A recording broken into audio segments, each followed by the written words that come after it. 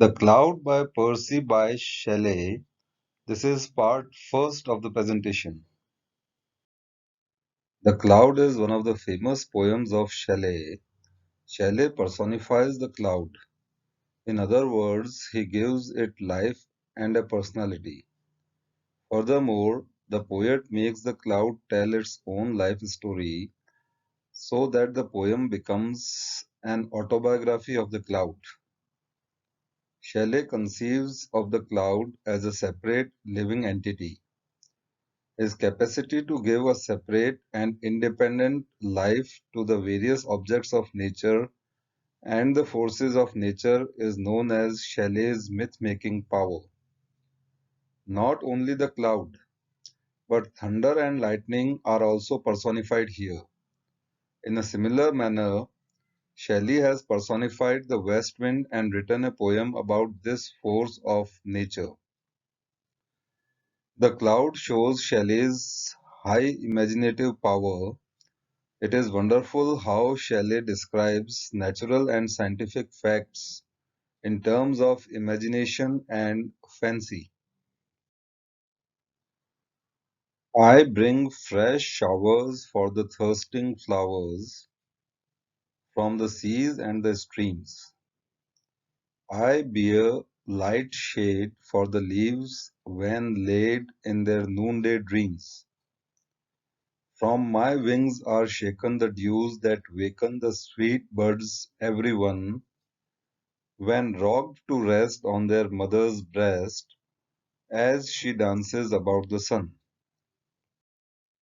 I wield the flail of the lashing hail and whiten the green plains under, and then again I dissolve it in rain and laugh as I pass in thunder.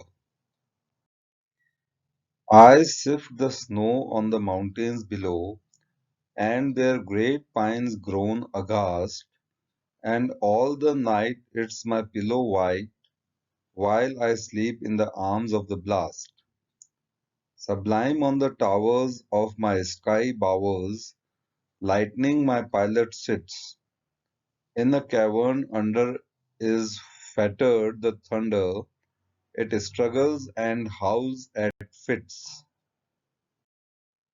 Over earth and ocean, with gentle motion, this pilot is guiding me, lured by the love of the genii that move in the depths of the purple sea.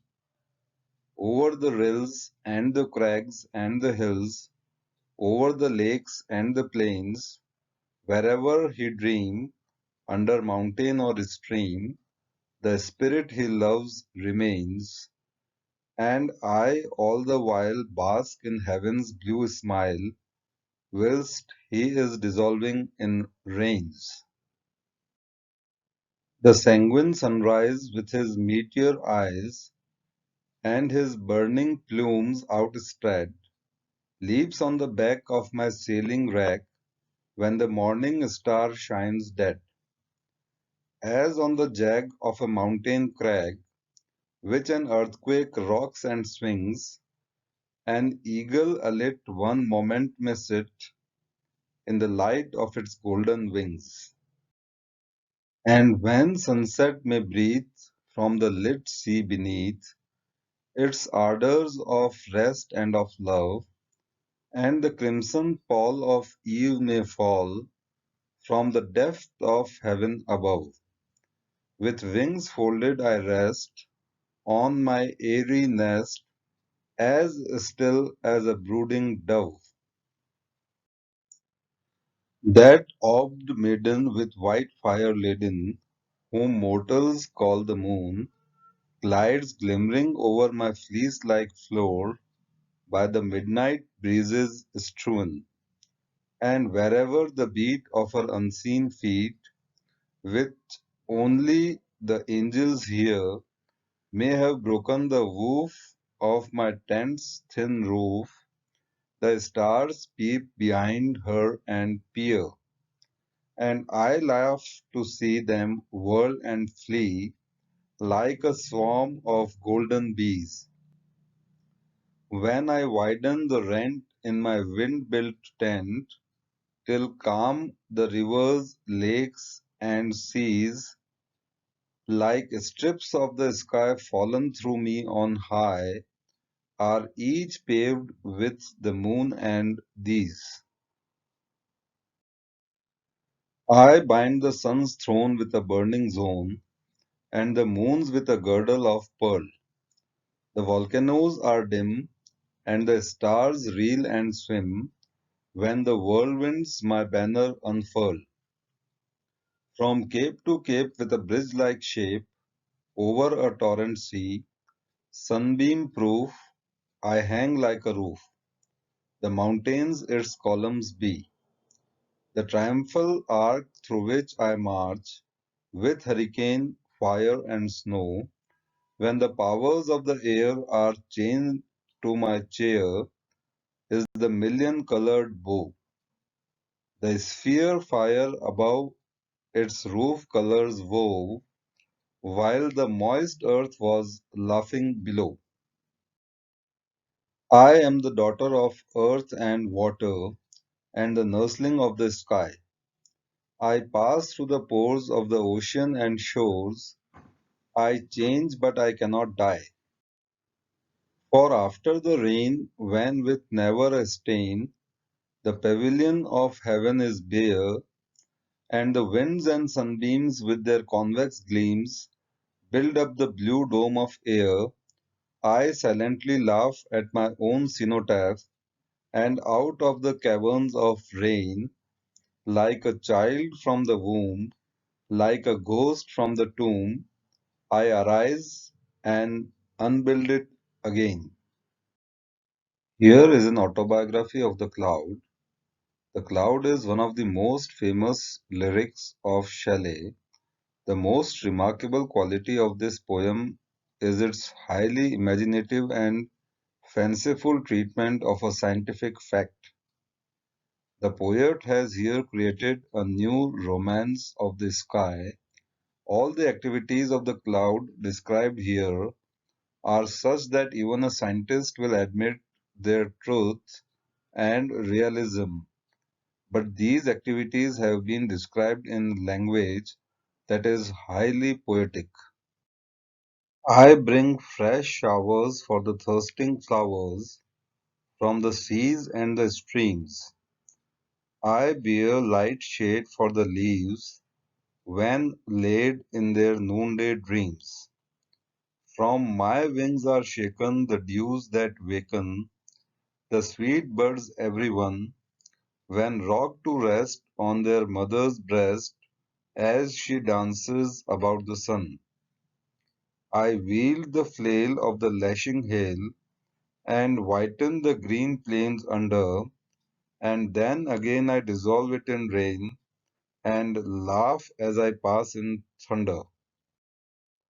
The clouds bring rain to refresh the fading flowers. It brings this rain from oceans and rivers. The cloud casts shade over the leaves at noontime when they seem to be asleep and dreaming. Drops of water fall from the cloud to awaken the sleeping birds which had gone to sleep on their mother's breast. The cloud flings below on earth the hailstones which make the green fields look white. The loud sound of thunder is the laughter of the cloud. In these lines, several activities of the cloud are depicted in a series of pictures. The sweet birds seemed asleep on the branches of plants and trees, just as a mother rocks a baby and sends it to sleep on her breast. Similarly, the branches had been gently swinging in the sunlight, and the birds went to sleep. When rain drops fall from the cloud upon these buds, the birds seem to wake up. Notice how Shelley here gives life to the branches as well as to the buds. Throughout the poem, He follows this method of personifying or giving life to the various objects and forces of nature. In other words, he describes scientific phenomena in a highly imaginative or poetic manner. The hailstones fall from the cloud with great force on the earth below. The cloud hitting the earth with hailstones is like a farmer beating the corn with a flail. A flail is an agricultural implement with which a farmer beats the corn in order to separate the grains from the chaff. The grassy plains below become white on account of the hailstones. The hailstones are followed by rain, or soon the hailstones which have fallen from the cloud melt into water. As the cloud passes across the sky, it laughs, and its laughter is heard in the sound of thunder. Notice again how the cloud is regarded as a living being whose activities are described as if they were its intentional or voluntary acts. Just as a human being laughs, the cloud also laughs. I sift the snow on the mountains below, and their great pines groan aghast, and all the night it is my pillow white, while I sleep in the arms of the blast. Snowflakes fall from the cloud as if they were being passed through a sieve. The snowflakes hit the pine trees growing on mountains. The pine trees feel surprised and shocked at being thus hit. Here the poet has personified the pine trees. Just as a man feels painfully surprised when suddenly hit by stones, so the pine trees are painfully surprised when snowflakes hit them from above. The snow-covered mountain serves as a white pillow for the cloud. The cloud sleeps in the embrace of the storm just as a beloved might sleep in the arms of a lover. Notice again how scientific facts are being changed into poetic facts.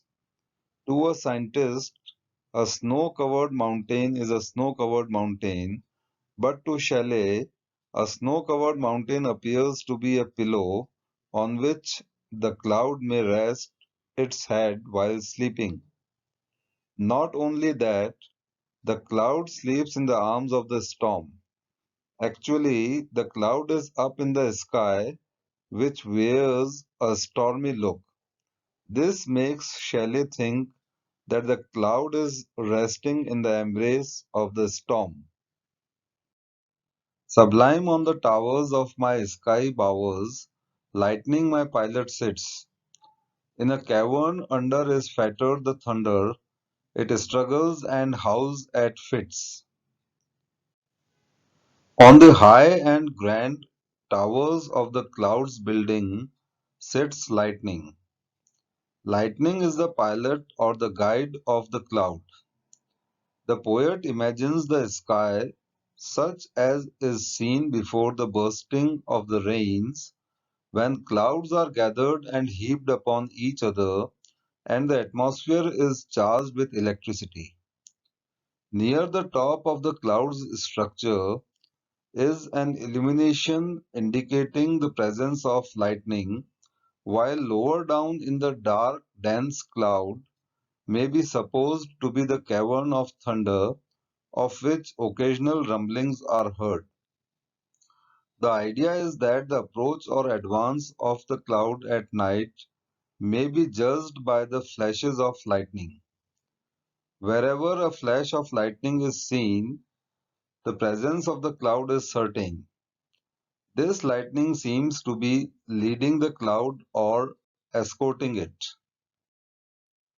Just as prisoners are chained in the dungeon of some castle, similarly thunder is to be imagined as chained in the dungeon of the castle in which the cloud lives.